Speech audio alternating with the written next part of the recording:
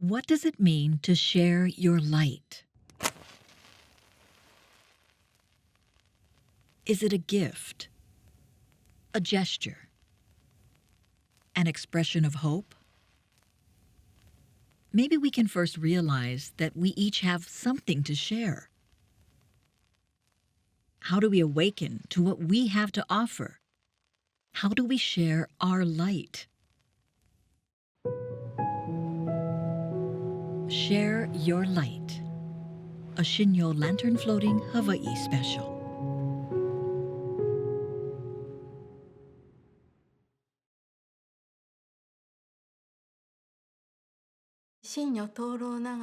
The theme of Shinnyo Lantern Floating Hawai is many rivers, one ocean, share your light. Every life, every positive thought, every positive action undertaken for the sake of others, from past, present, and toward the future, is a river. Each river flows together to create one ocean of joy, full of diverse potential and energy. The positive energies of every life, every action, and every thought can generate a powerful force. Our tradition refers to this force as Shinnyo. When countless energies come together as one, they create a great ocean of light that is Shinnyo.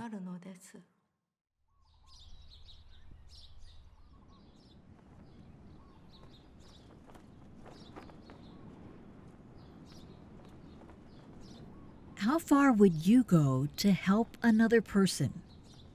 What would you be willing to risk? Your reputation?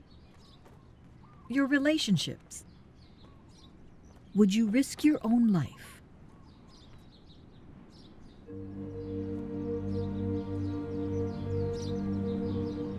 On the day that Kevin was killed, they were doing a patrol and they were surprised by the suicide bomber. And so they stood up to the suicide bomber because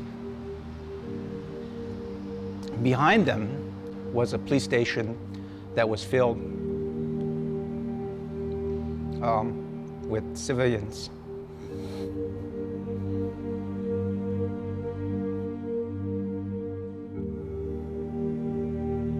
So,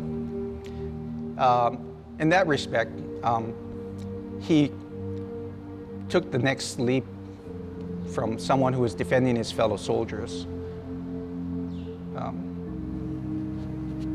to defending people who he didn't even know. Kevin Wessel's heart was for others, not for himself. He gave all to support his buddies, and everybody embraced him because they knew his heart. He looked at the world through the prism of a soldier, and he saw enemies and he saw friends. But when he got to Iraq, we found out later that he turned into someone that looked at the Iraqi people not as an enemy, but as people who were just like us. Hey, Mom. You were right. They're just like us. They're just like us, with the same kind of problems and the same kind of fights with their families as us.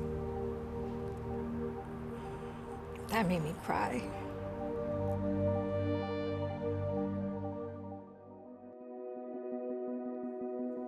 After college, immediately I started working for the U.S. Army as a linguist.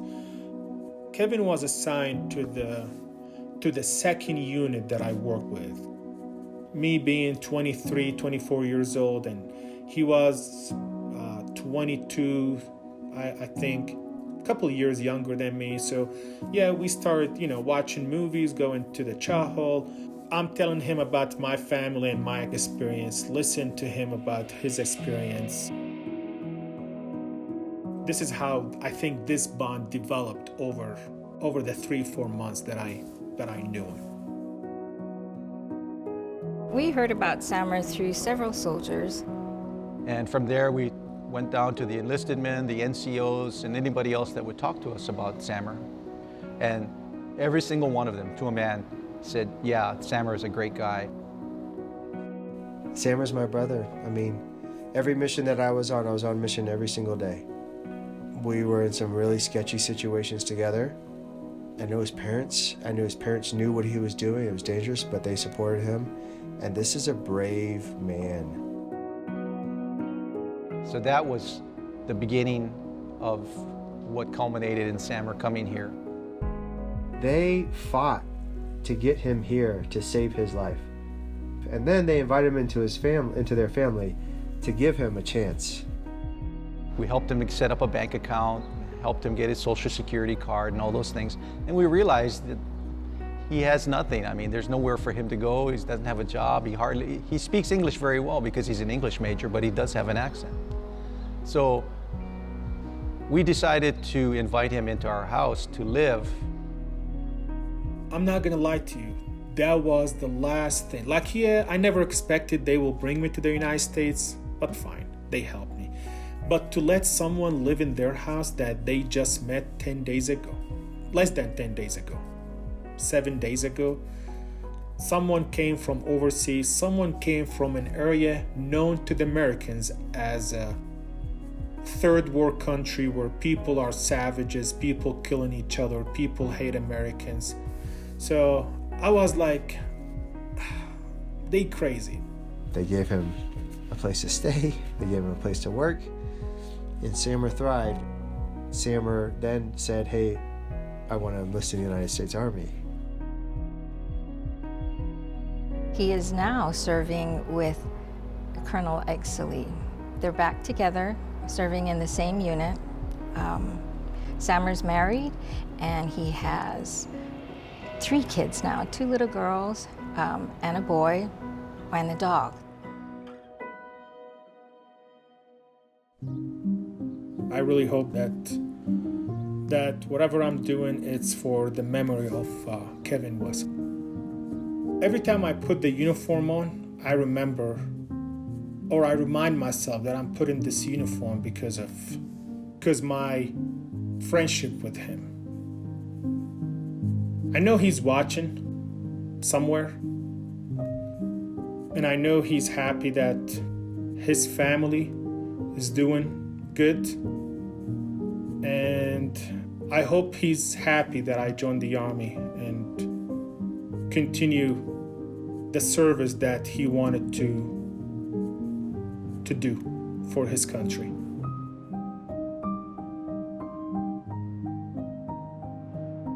We were just carrying the baton for Kevin. Because from all of the descriptions of his relationship with Samer, I think we wouldn't have been the people that went through all of the steps and jumped through all of the hoops to get Samer here. We're pretty confident that it would have been Kevin. So, in essence, it's not our task that we picked up. It was just a continuation of what we felt Kevin would have done and Kevin would have liked us to do.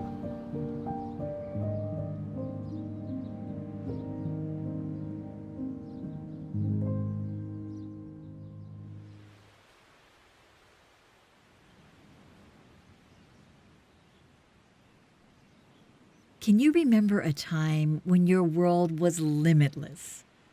When you felt you could be anything, do anything?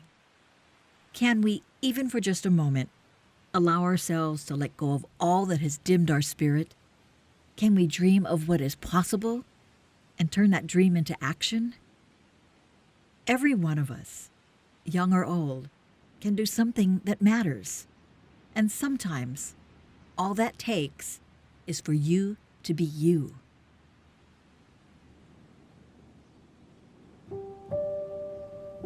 Oh, my baby boy.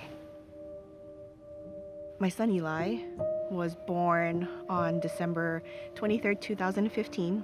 He was my husband and I's first child. All these thoughts of, excitement that parents normally would have when they first learn that they're gonna have a baby just came about. It just kind of overflowed the floodgates.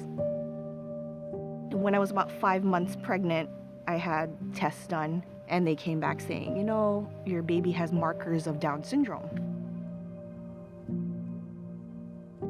Definitely brought down a lot of feelings, a lot of emotions that I wasn't expecting to have as a brand new mother. But at the same time, I could feel him moving. And that was like, it kind of brought a sense of reminder that, hey, I'm here. I'm here, I'm gonna be out in the world, I'm gonna be living my life, and I'm gonna bring you so much happiness.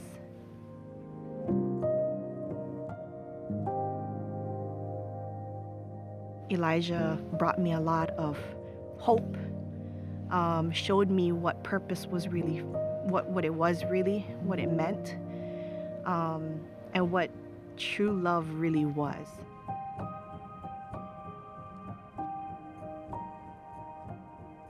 Even though he couldn't express his emotions as much, we knew what things made him happy. And he loved being held. He loved being talked to, loved being massaged by his grandmother and great-grandmother. I think I was about 5 when I met him. And my mom was telling me that he had Down syndrome.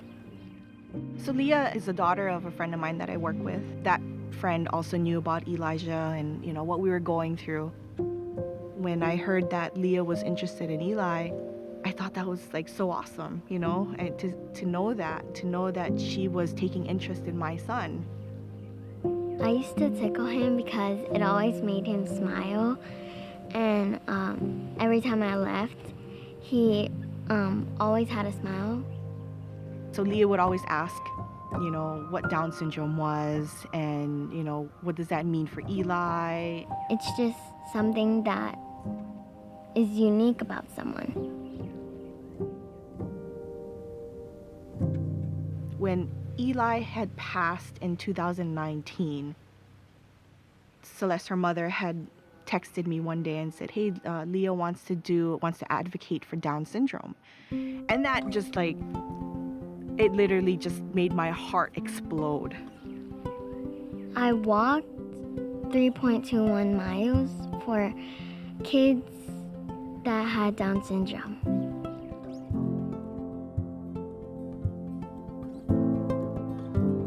And I thought that was so awesome and just so touching, heartwarming for me as a mom.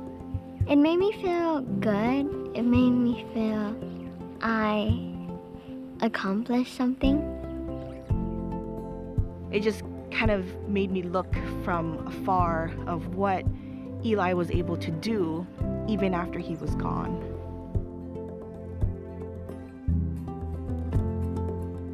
I think one of Eli's purposes was to share to the world that regardless of your situation, regardless of how things might be in your life, to still carry on with a smile on your face. Pretty much just love each other and to be kind to one another.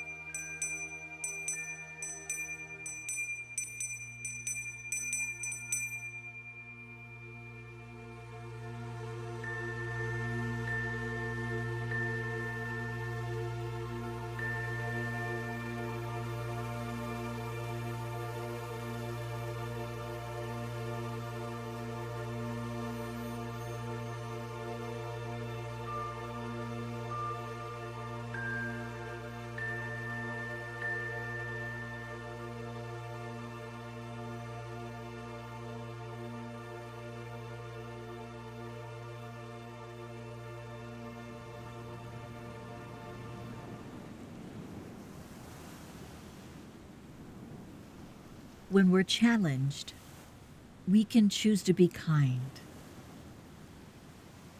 When we're lacking, we can choose to be generous. In dark times, it may take everything in us to find hope. Being a light for others and allowing others to share their light can bring a smile, make someone's day, or even save a life.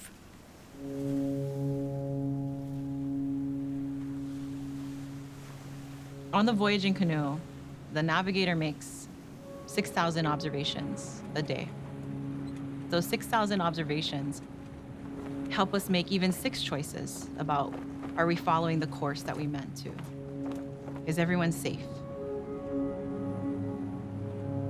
How many of us ask ourselves 6 times a day, did I do something today to move us in a positive direction?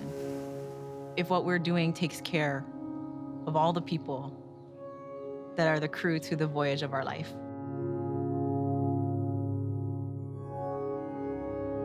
The literal translation of the theme for the worldwide voyage, which was Malama Honua, to care for our island Earth, was about seeking stories of how people in communities all over the world are caring for the Earth, and that the values and the practices and the discipline of things like celestial navigation, of things like the values of aloha and malama are global values that can benefit all of humanity.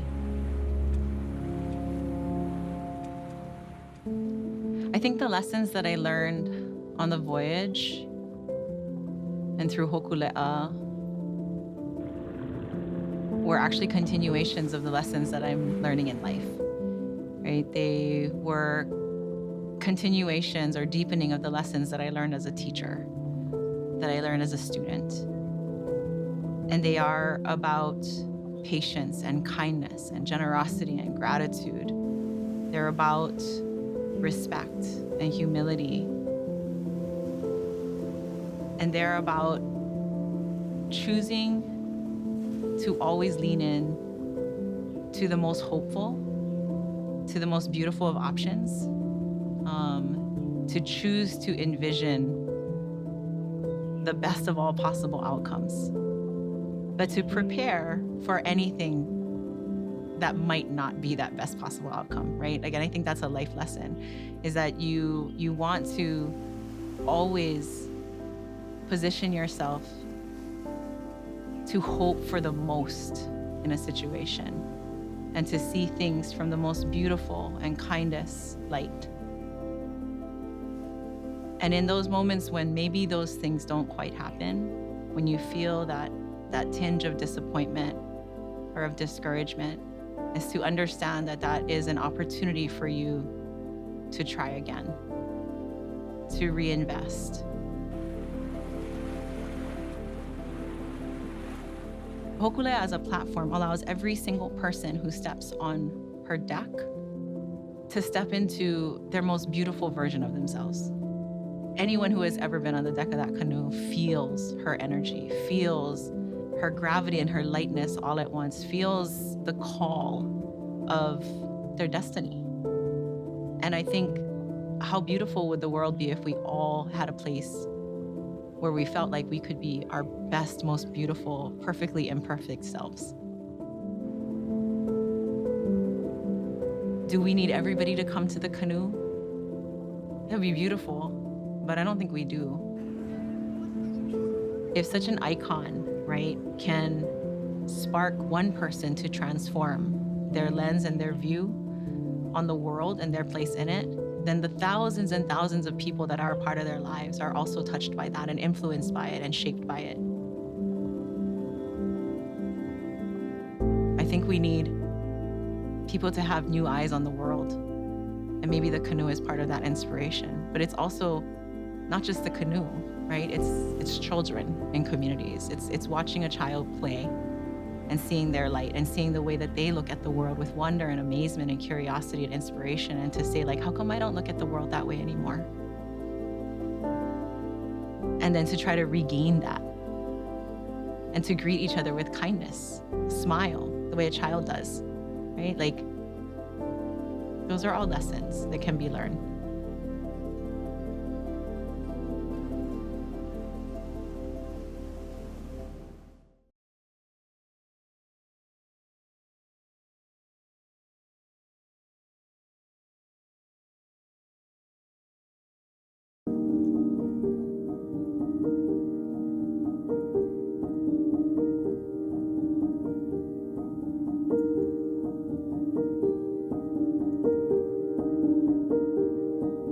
When we choose kindness, when we choose to share kindness and compassion, what we're really doing is showing kindness to ourselves.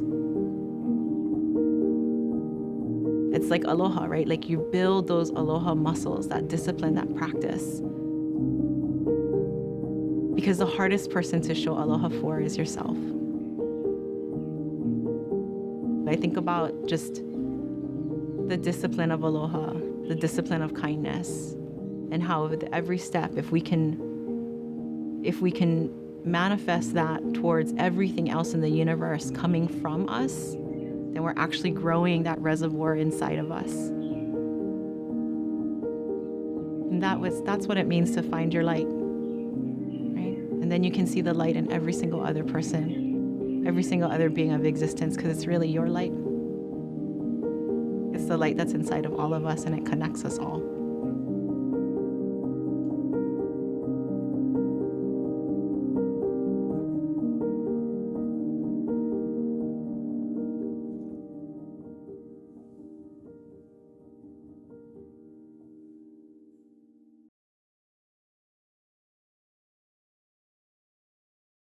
At Shinnyo Lantern Floating Hawai, I draw strength from remembering those who taught me about the positive force that is Shinnyo.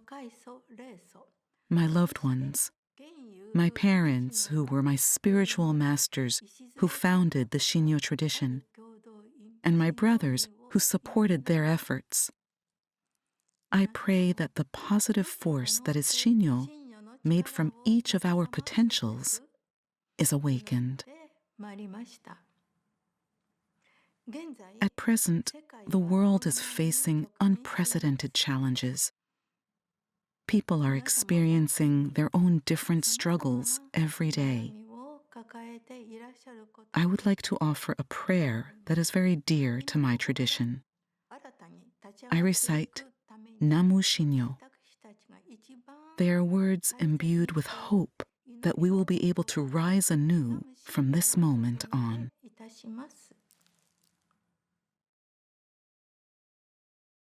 조주상 나무 신요 나무 신요 나무 신요 나무 신요 나무 신요.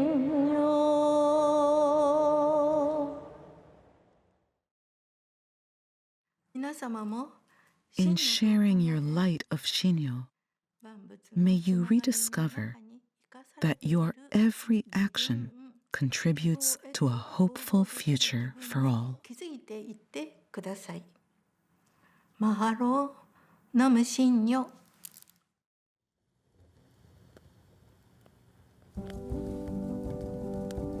I share my light to strengthen work for youth, mental health, and suicide prevention. I share my light that people of all faiths will together bring compassion to the world. Yo comparto mi luz con aquellos que necesitan de la fe. I share my light for those looking for a cure for diabetes. I share our light so we can continue to be a beacon of peace, joy, healing, and reconciliation for ourselves and others today and tomorrow. I share my light for the LGBTQ+ community to shine their unique and amazing personality to brighten the world and Wakta Uyafa Fuji. I share my light ตั้งหักความเมตตากรุณาที่ข้าเฮามีค่ะออ I share my light so we can find each other. Ho'omā lama lama au I ka ho'ona'au au. Iola na hanau na mahope. I share my light เพื่อเด็กที่ได้โอกาสให้ได้รับการศึกษาที่มีคุณภาพ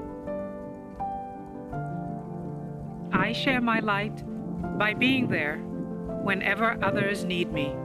We share our light as Sikhs for justice, equality, and for all beings to be treated with dignity and respect. We share our light by being kind to others. I share my light because it represents the divine spark within me. I share my light for the many lives that have been impacted by cancer, friends and family, and those whom I haven't met yet. Please know that you are always loved and there is always hope. Alofatu. I share my light to all the people who were affected and lost their lives to COVID-19. I share my light because dengan membantu orang lain, kita boleh mengubah dunia. I share my light to create a better world, especially for the future of children in need. Ndasangiye umuco wanje n'abapfasoni bose bo mu Burundi bapfakajwe n'ukutumvikana hamwe n'ingwano z'amoko.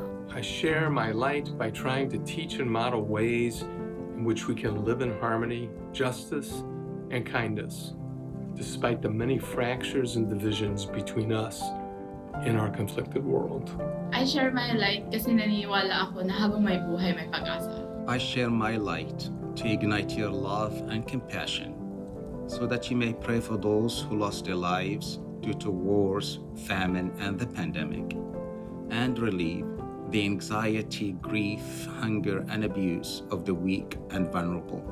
I share my light with those of you who need a reminder that you matter and that this world is a much better place because you're in it. I share my light for the happiness of others.